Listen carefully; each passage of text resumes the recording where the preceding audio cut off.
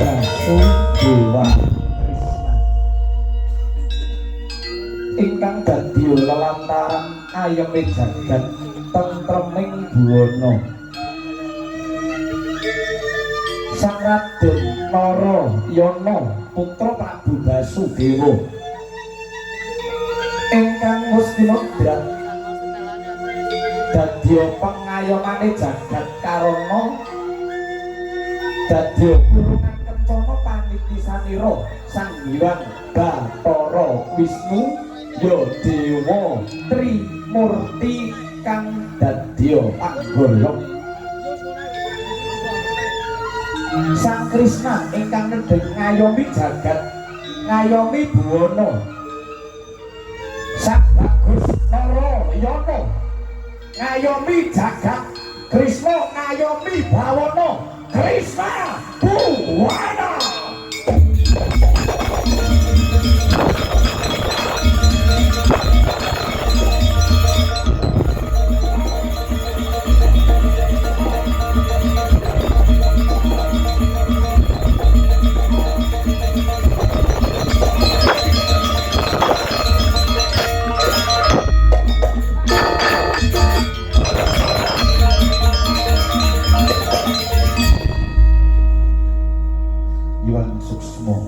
manat dilindungi muga paringa pangayoman marang panjenengan Duh Gusti kang murbeng bawana Duh Gusti kang murbeng gesang keparenga pitak padukapun Narayana ngaturaken sedaya gesang kula tumanduk paduka gesang kula pejah kula ngibadah kula sadaya kunjuk paduka Duh Hyang Bathara Duh Hyang panguwasaning jagat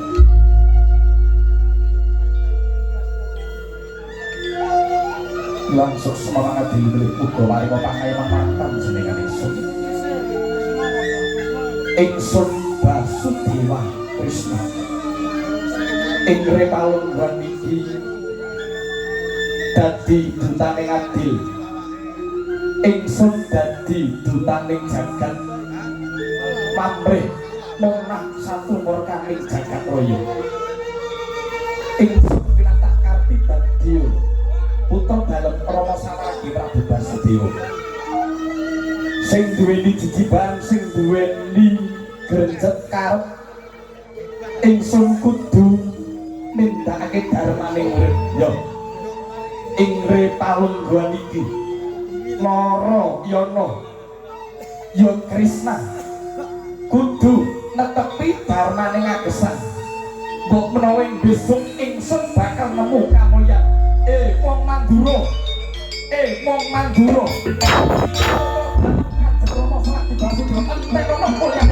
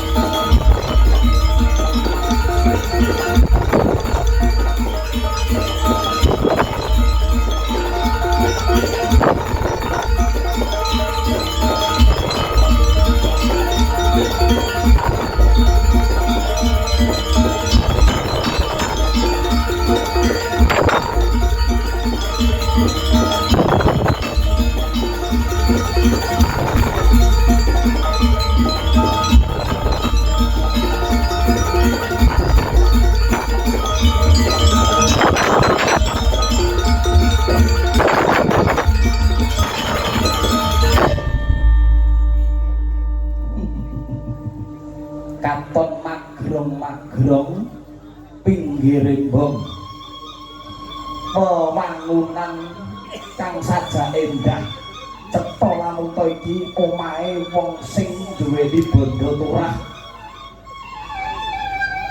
katon wibawa nanging kowe ra tau nindakne dharma kowe wong sugih mleketih ra wedi getih ning jirih ing pengarih-arih ora gelem nyawang tangga-tanggamu sing padha keluwen. Iki wujude omahe wong sugih sing ora ngerteni panjrite tangga. Ana tetembungan wong ora gelem sedekah dunyane ra bakal bakoh. Ana tetembungan wong ora gelem weweh dunyane bakal leleh. Aja kaget Narayana sing bakal berangkat dunyamu.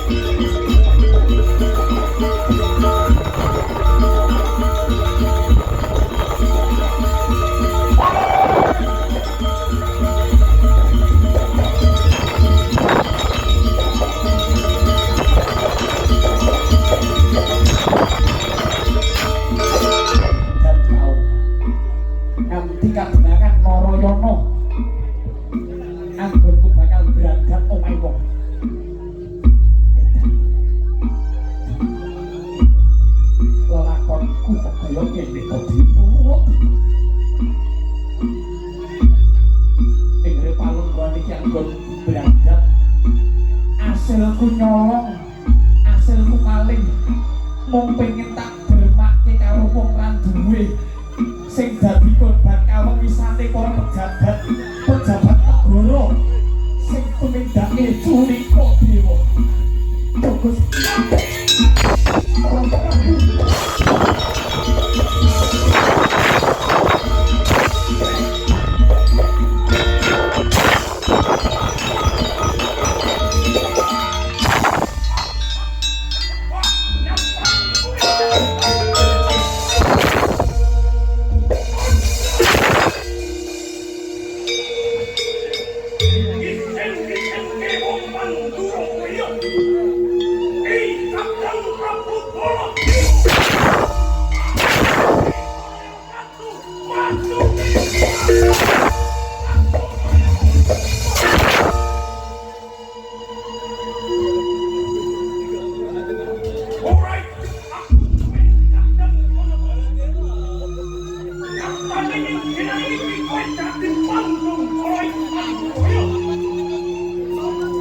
Bapak jenengan sareng rumiyin lho, Kakang. Menika kadang pun jenengan. Kadang mul iki. Kowe ora usah milu-milu bangsat watu iki. Watu. Wis. Aja mbok bacuke nggonmu wani nyempalani lawan adimu. Ora usah milu-milu. Iki aku sing kuwasa ana ing mantu. Ora usah dibacuke. Malah pangertenon. Ora ana jarate angkara murka omahe Jaya. Yen to isih ana tetembungan Sura Bira Jaya ning lebur dening pangestu. Kamu kawenang ning Narayana mlebu.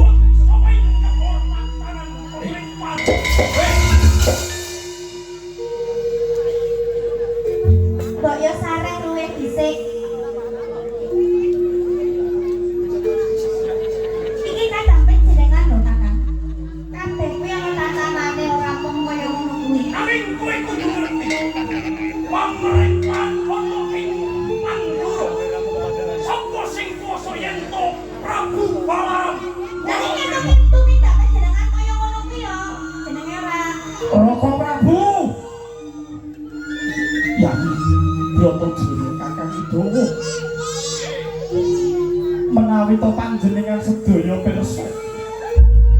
Menapa ingkang kula tindakaken menika yen kosipun anamun badhe bebela dhateng tiyang alit dhateng para kawula ingkang kesrakat ingkang sampun dados korbanipun para pejabat Mandura.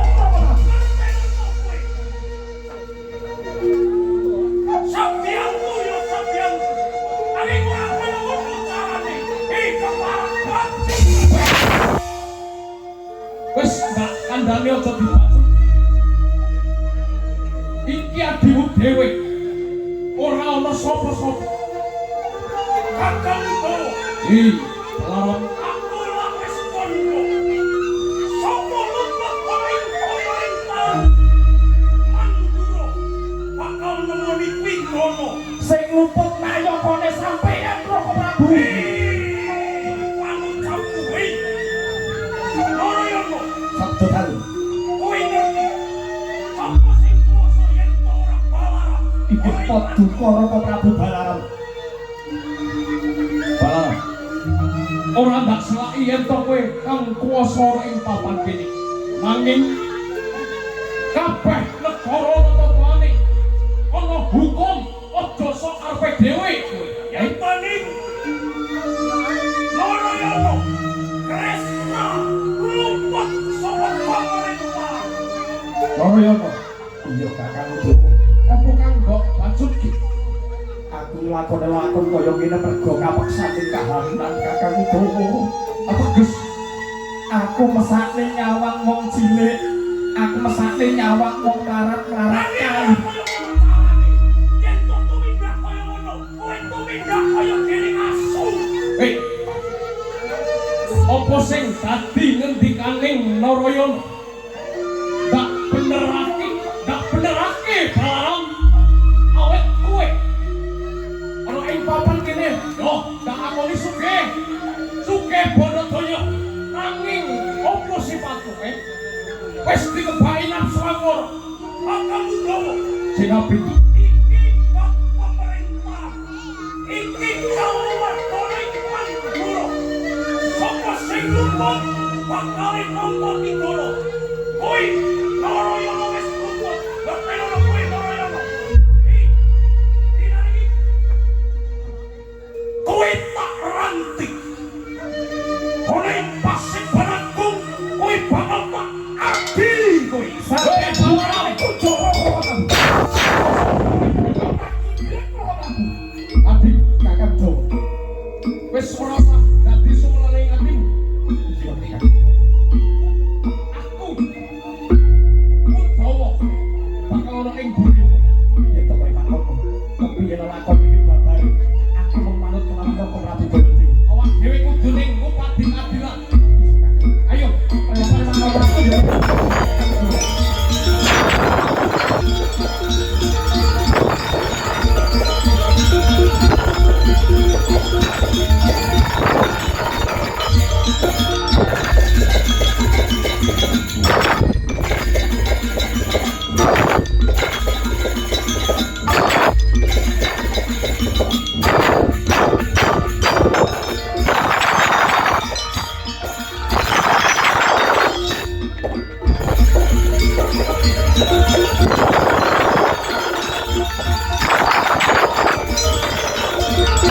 Lahir kono tewal.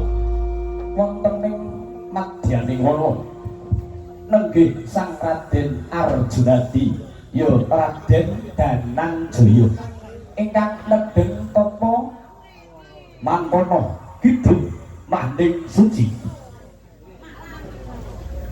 Goreng angkara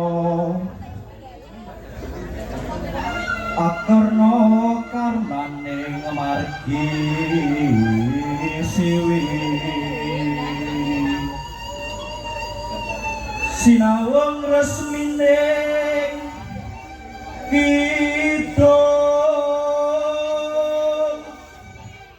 sinupa ing Sinukerta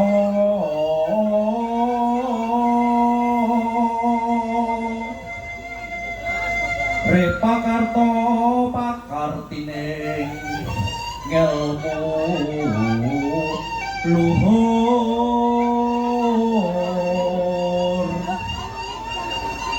rintu praping tanah Jawa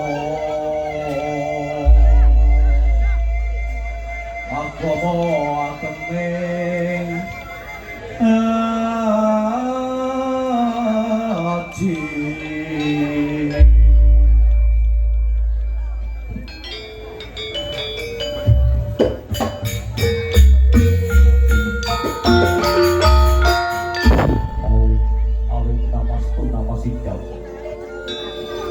Om Wilahe Pangrencana Sidrak Sibana Tutas Hastu Hastu jeneng kita diri Tita Ulut Danan Joyo Yo Permati Yo Harjunati lamun to jeneng kita kepengin nempuh kamulyan lan bupati Tara Harjani Gesak iki no palungguhan Ulut mari titah marang jeneng kita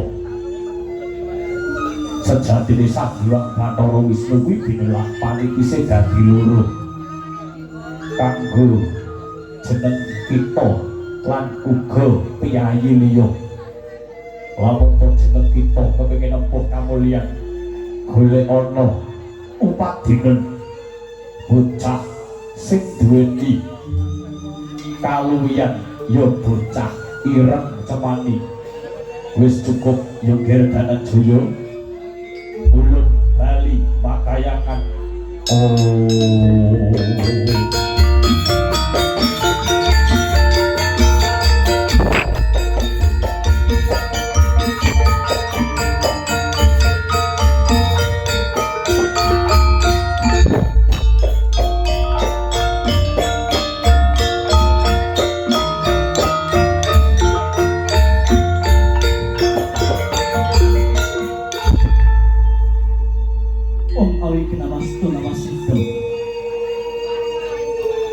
Dewa jagat wasisaning Bathara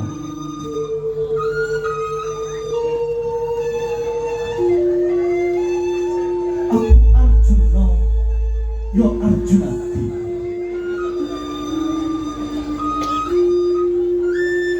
anggonku mbesut raga sanget bisu tunggal uta babahan Hawasana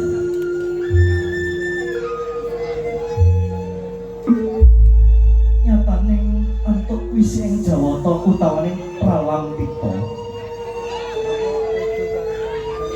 yen to Arjuna kepengin gamuh kamulyaning urip nggonku kudu ngupadi bocah ireng cemani Duh Gusti kang murbeng dumadi yen to lantaran menika Arjunadi saged nggayuh kamulyaning urip kula bakal ngupadi bocah ireng cemani Gusti yen to kaya ngono bakal tak kebetake nggonku ngupadi bocah ireng cemani